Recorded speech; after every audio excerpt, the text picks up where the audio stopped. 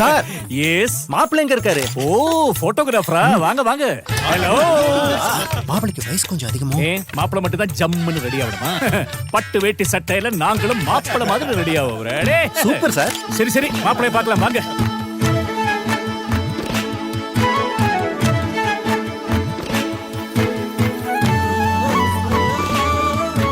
மொத்த குடும்பம் மாப்பிள்ளை மாதிரி ரெடி ஆகிற இந்த கல்யாணம் ராம்ராஜ் கல்யாணம்.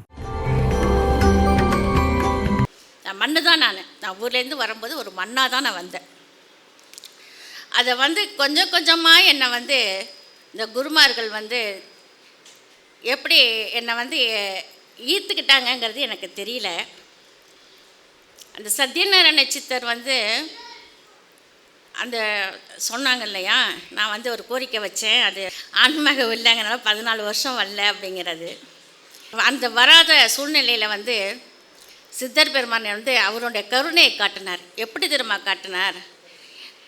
உனக்கு ஆன்மகம் இல்லைங்கிறதுக்காக நீ வரல, ஆனால் நீ எதிர்பாராமல் நீ உழைத்த இல்லையா, அதுக்காக உன் வீட்டுக்கு மகாலட்சுமியை கொஞ்ச நாள் உன் வீட்டில் தங்க வைக்கிறேன் என்று என் கணவருக்கு தொழிலில் இல்லை கோடிக்கணக்கில், அதாவது குறுகிய பீரியடில் கோடிக்கணக்கில் சம்பாதிச்சார். அவர் உழைப்பு அந்த மாதிரி உழைப்புக்கு ஏற்ற வருமானமும் கிடைத்தது.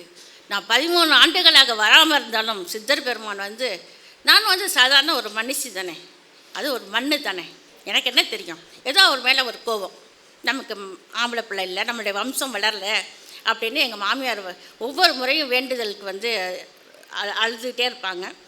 அது ரொம்ப சித்தர்கிட்ட ரொம்ப வருத்தப்பட்டு கடைசி வரைக்கும் அவங்க இருந்தாங்க. அப்படி இருக்கும்போது அவர் நீ இப்படி நினைக்கிற, ஆனால் நான் உன்னுடைய உழைப்பு என்னிட்ட நீ எதுவுமே நீ கையேந்தலைங்கிற ஒரு இருக்காண்டி மகாலட்சுமி எங்கள் வீட்டுக்கு அனுப்பி நீ கொஞ்ச நாள் சிறிது காலம் என்னுடைய மகன் வீட்டுக்கு போய் தங்கிட்டு வாங்குற மாதிரி இருந்துச்சு. அது அந்தளவுக்கு கோடிக்கணக்கில் சம்பாதித்தது நல்லபடியாக எல்லாமே நல்லபடியாக நடந்துகிட்டு இருந்துச்சு. என்று தெரியாத தொழிலில் இறங்கி ஒரு பெரிய லாஸ். எவ்வளோ பெரிய லாஸ்ன்னு நான் சொல்லட்டுன்னா, ஒரு 5-6 கோடி ரூபாய் ஒரு ஹோட்டலில் ஒரு லாஸ். சின்ன பெண்ணை டாக்டருக்கு படிக்கணும், பெரிய பொண்ணுக்கு அலையன்ஸ் பார்க்கணும், ஹோட்டலை பார்க்கறதுக்கு நிர்வாகம் பண்ணுறதுக்கு ஆள் இல்லை, பொண்ணு எங்கள் ஹாஸ்டலில் தங்க மாட்டேங்குது. அவருக்கு 4 பக்கத்துலேயும் இருந்தும் அவருக்கு அவ்வளோ ஒரு கஷ்டம்னா அப்படி ஒரு கஷ்டம். அடி மேல் அடின்னு அடிக்கிறாரு. ஆனால் அப்பயும் அவர் சித்தரை விடலை.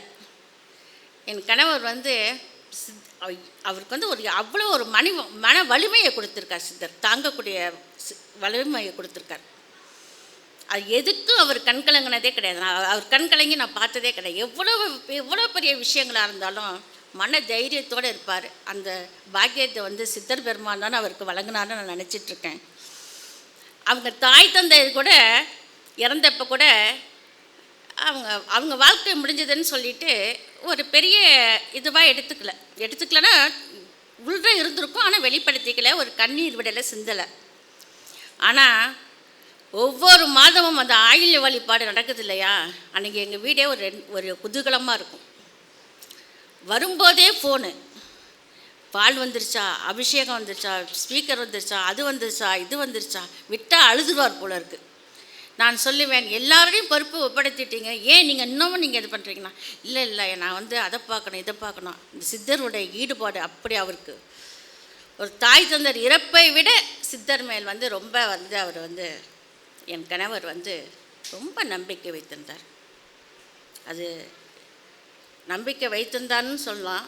இன்னொரு விஷயம் என்னை அவர் எப்படி வைத்திருந்தாருங்கிறதுக்கு அடிப்படை காரணம், சித்தர் இங்கே உறங்கும் போதெல்லாம் என் கணவருக்கு என்ன பால் ஊட்டி வளர்த்தாரோ தெரியல, முழு சுதந்திரமும் எனக்கு கொடுத்தார். பிள்ளைகளை நல்லபடியாக வளர்த்தார், குடும்பத்தை பார்த்தார், பொறுமையாக இருந்தார், எல்லா கடமைகளையும் செய்தார், தாய் தகப்பனுக்கு எல்லா கடமைகளையும் செய்யப்பட்டார். எல்லாமும் அவருக்கு கடமைகள் நிறைவடைஞ்சிட்டு இருந்தது. அப்பொழுது அடிக்கடி சித்தர் மடத்தில் தங்கும்போது நான் சொல்லுவேன், கேட்பேன், என்ன அடிக்கடி சித்தர் மடத்தில் தங்கிட்டுருக்கீங்க அப்படின்னு. இப்படி சும்மா நாங்கள் கேலிமா கூத்துமாக பேசிகிட்டு இருக்கும்போது என் கணவர்கிட்ட கேட்பேன், என்ன செய்கிறீங்க என்னன்னு கூட தெரியல, என்ன இது பண்ணுறீங்க என்னன்னு. இல்லை எனக்கு 3 மகள் இருக்காங்க, அதுக்காக நான் ஓடி உழைக்கிறேன் அப்படிம்பாங்க. 3 மகளா? என்னடா 3 மகள், யார் அந்த 3 மகள் அப்படின்னு நான் நினச்சி பார்ப்பேன். நினச்சி பார்த்தப்ப நான் சரி அண்ணன் பொண்ணையும் சேர்த்து சொல்கிறார் போல இருக்குன்னு நினச்சிட்டு நான் விட்டுட்டேன். இது 2-3 வாட்டி சொன்னார். என்னால் என்னடா இவர் 3 மகள்னு சொல்கிறாரு, அடிக்கடி வேறு சித்தர் மரத்தில் வேறு தங்கிக்கிறாரு, இதை போய் நம்ம இதை எப்படி நம்ம எடுத்துக்கிறது அப்படிங்கிறதுனால நான் என்ன செஞ்சேன், அந்த 3 மகள் யாருங்க உங்களுக்கு அப்படின்னு கேட்டேன். அதாவது எனக்கு அதை கூட கேட்குறதுக்கு பாருங்கள் 3 தடவை சொல்லி கேட்டிருக்கேன்னா நான் எப்படி இருந்திருப்பேன்னு நீங்கள் பார்த்துங்க, இதுலேருந்து நீங்கள் பார்த்துங்க. 3 மகள் இருக்குன்னு சொன்னோன்னே நான் கேட்டேன், என்னங்க 3 மகள்னு சொல்கிறீங்க, அடிக்கடி சித்தர் மடத்தில் தங்குறீங்க, யார் அந்த 3 மகள்னு கேட்டப்ப, நீ தான் எனக்கு மூத்த மகள், 2வது தான் எனக்கு பாரதி, 3வது தான் எனக்கு பார்க்கவி. அந்த நல்ல உள்ளங்களை எல்லாம் சித்தர் பெருமான் அவருக்கு வழங்கினார், நல்ல உள்ளங்களை வழங்கினார். நான் அப்போ நமக்குள்ளே ஒன்று ஓடும்ல, தனியாக ஒன்று ஓடிட்டு இருக்கோம்ல, ஐயோ நம்ம மகள்னு சொல்லிட்டாரு, அப்போ மனைவி யாராக இருக்கும், அது ஒரு குழப்பம். அதுக்குள்ள தனியாக அது ஒரு பக்கம் ஓடிட்டு இருக்கு. அப்போ மனைவி நம்ம மகள்னா அப்புறம் மனைவி யார்? சித்தர் மடம் போகிறது வேறு ஒரு பக்கம். இது என்னன்னு இது எனக்கு இது உங்களுக்கு ஒரு நகைச்சுவாக நான் சொல்கிறேன்.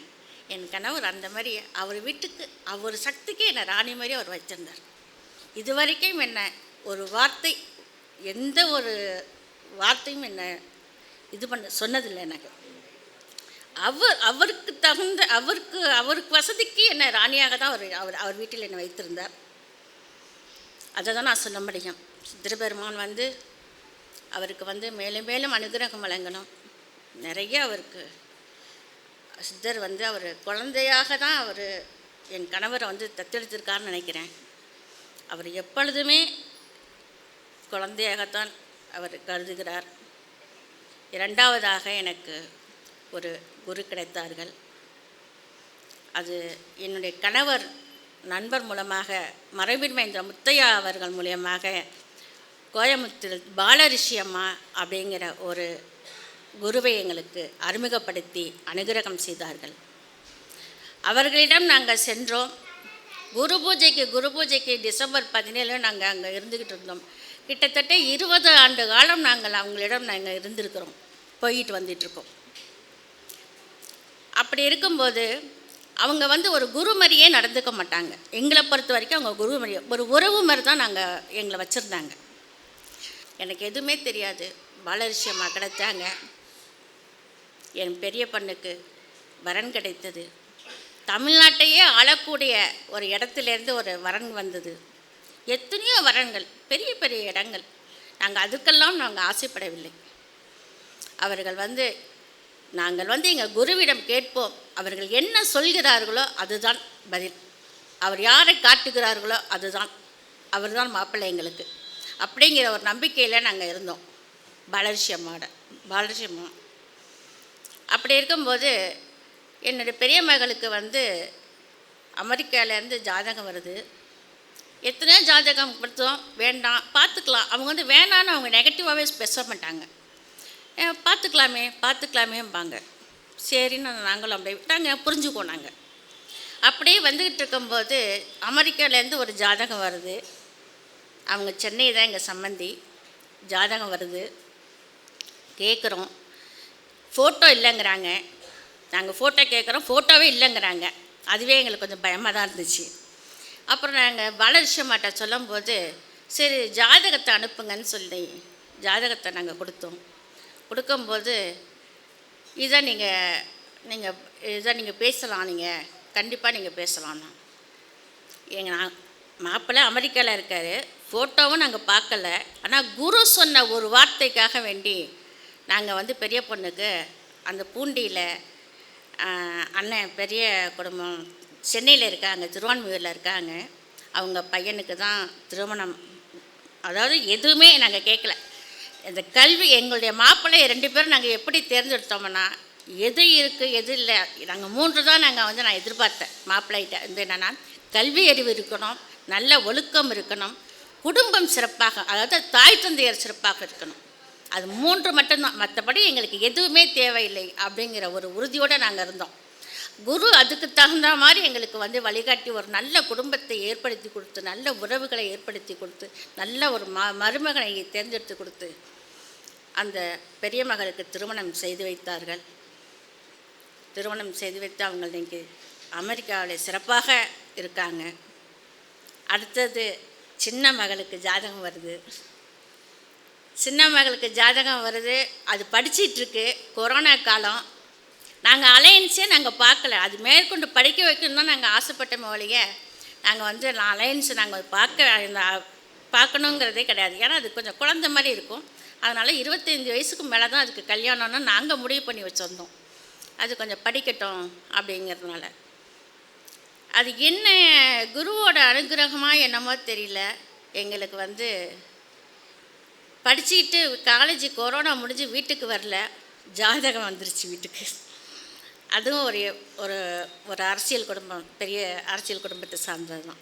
அது தவறி அதுக்கு நடுப்பற எங்கள் மாப்பிள்ளை சொன்ன மாதிரி அவங்க வந்து என் சின்ன மாப்பிள்ளையை வந்து தேர்ந்தெடுத்தாங்க. பார்த்தாங்க, குடும்பம் பார்த்தாங்க, பிடிச்சிருந்துச்சு. நானும் என் கணவரும் போய் பர்சனலாக வீட்டில் போய் மாப்பிள்ளையை போய் பார்த்தோம். மாப்பிள்ளை குந்திருந்த அந்த பாடி லாங்குவேஜ், படிப்பு எல்லாமே எனக்கு ஒரு நொடி இப்படி பார்த்தேன். இந்த தம்பி இப்படி பார்த்தேன், அவ்வளோதான். ஒரு நிமிஷம் பார்த்துட்டு இவர் தாண்டா நம்ம வீட்டுக்கு மாப்பிள்ளையாக வரணும் அப்படிங்கிற ஒரு முடிவை நான் வந்து அவ்வளோ தீர்க்கமான முடிவெடுத்தேன். அவ்வளவு போட்டிக்கு ஏன் அவசரப்படுறீங்க? பெரிய பொண்ணை நல்ல இடத்துல கொடுத்துட்டீங்க, சின்ன பொண்ணை கொஞ்சம் பார்த்து அவசரப்படாமல் கொடுக்கலாம், ஏன் இவ்வளோ அவசரம்னு கேட்டாங்க. நான் என் கணவரை விடவில்லை. என் கணவர் கூட நிறைய இடத்துல போய் விசாரிச்சுட்டு வந்தார். ஆனால் நான் வந்து படிப்பை பார்த்தேன். அவங்கள்ட்ட என்ன இருக்குது, என்ன இல்லை, வீடு இருக்கா, சொத்து இருக்கா, என்ன எதுவுமே நான் கேட்கல. படிப்பு இருக்குது. ஒரு மகன் நல்ல கேள்விப்பட்ட வரைக்கும் நல்ல குணம்னு சொன்னாங்க, நல்ல குடும்பம்னு சொன்னாங்க, நல்ல எல்லாமே மெரிட். அப்படிங்கும்போது நான் வந்து இதுக்கு மேலே நமக்கு என்ன வேணும் அப்படின்னு சொல்லிவிட்டு அந்த ஜாதகத்தை வந்து அம்மாட்ட அனுப்பினோம். அம்மா வந்து பாலகிருஷ்ணம்மா வந்து ஓகே பண்ணாங்க. மாப்பிள்ளைகள் வந்து எங்கள் வீட்டில் ஒரு நல்ல ஒரு எங்களுக்கு ஒரு மகனாக எங்களுக்கு கிடைச்ச பாலகிருஷ்ணம்மா எங்களுக்கு கொடுத்த வாய்ப்பு அது.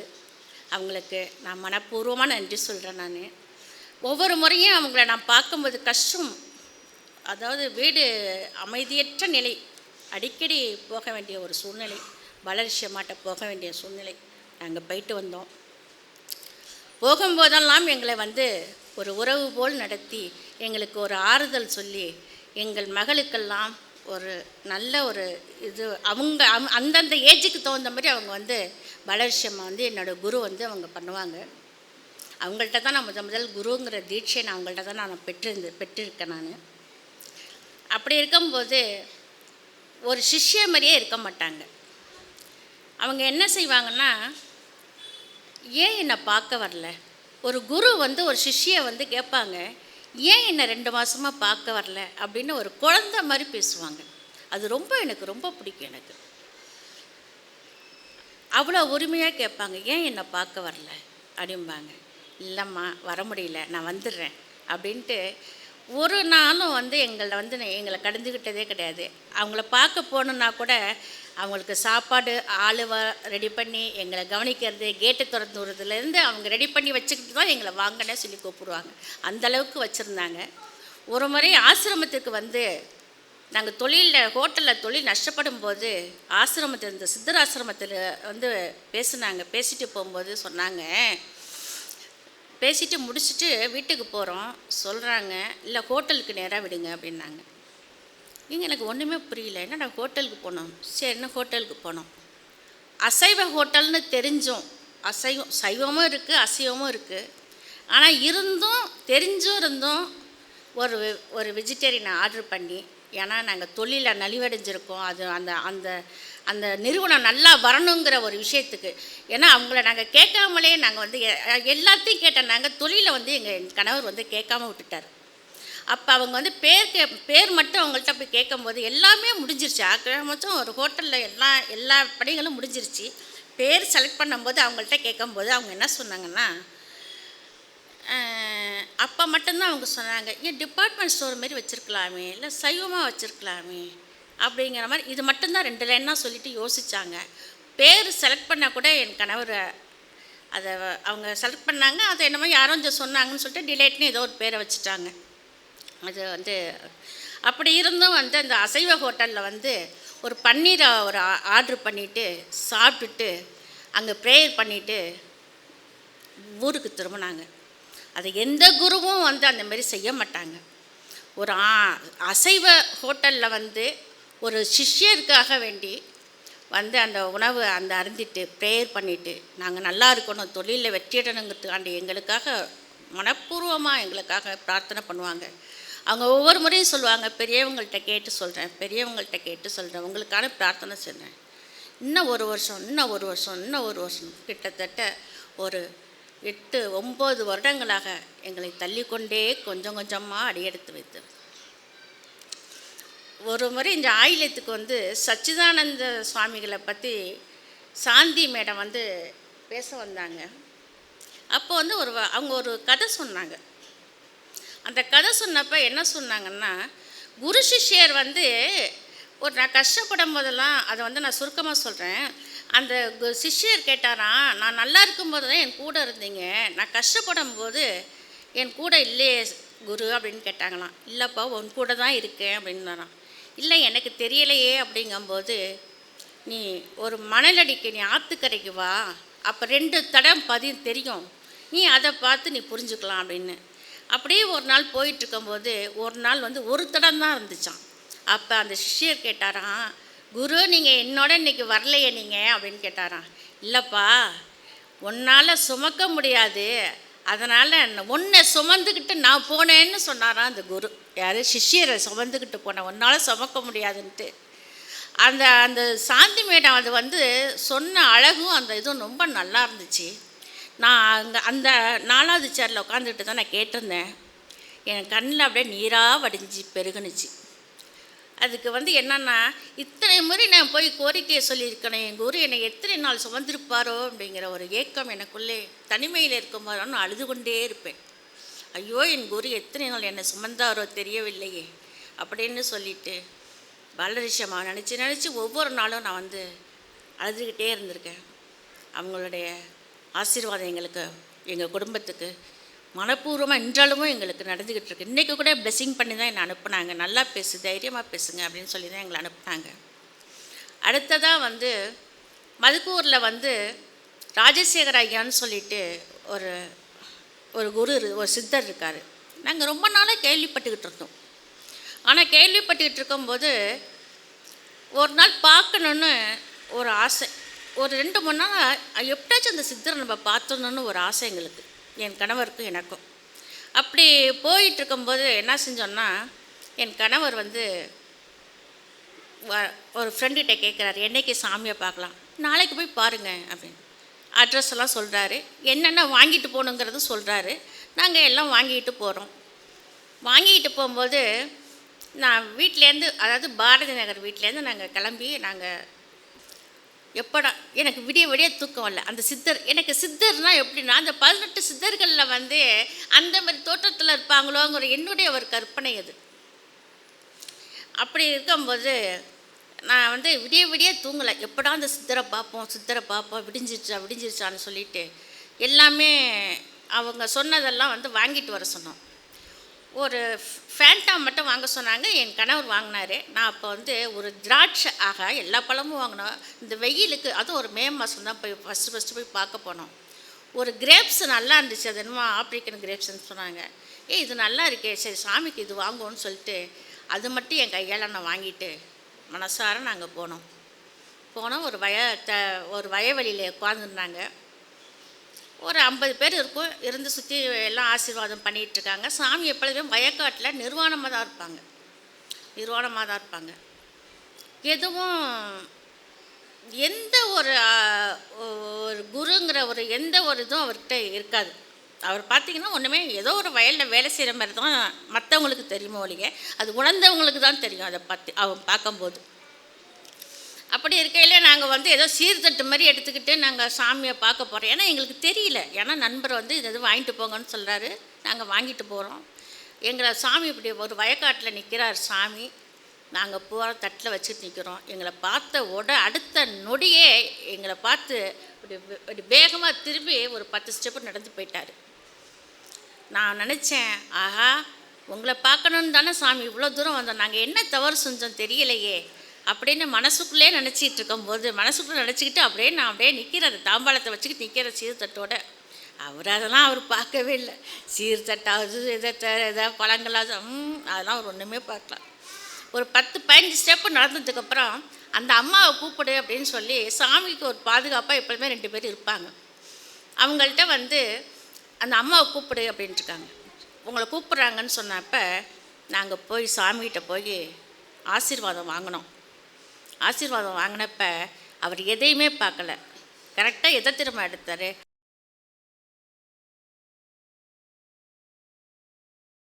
இந்த வீடியோ உங்களுக்கு பிடிச்சிருந்தா லைக் பண்ணுங்க, கமெண்ட் பண்ணுங்க, ஷேர் பண்ணுங்க, சப்ஸ்கிரைப் பண்ணுங்க. அதோட மறக்காம பெல் ஐகானையும் கிளிக் பண்ணுங்க. Sir yes. மாப்பிள்ளை எங்க இருக்காரு? ஓ, போட்டோகிராஃபரா? வாங்க வாங்க. ஹலோ. மாப்பிளைக்கு வயசு கொஞ்சம் அதிகமோ? மாப்பிளை மட்டும் தான் ஜம்முன்னு ரெடி ஆகணுமா? பட்டு வேட்டி சட்டையில நாங்களும் மாப்பிளை மாதிரி ரெடி ஆகுறோம். Super sir. சரி சரி, மாப்பிளைய பார்க்கலாம் வாங்க.